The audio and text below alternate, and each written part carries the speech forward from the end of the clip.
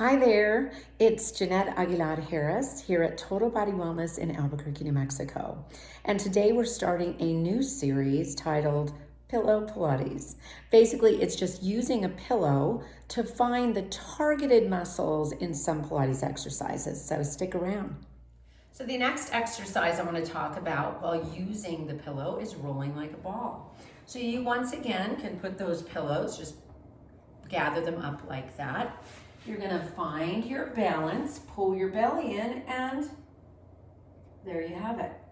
I know, people are like, but that's not very far. You're not going very far. Well, if you have any bone issues, if this is what you tend to do, pull in, kick out, throwing your back out, then the pillows are great, right? We don't want to do that. We want to use the abs to come up.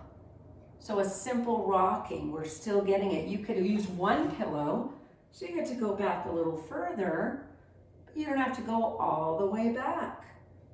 So rolling like a ball with a pillow, great option, protects your neck and protects your back. And that's it.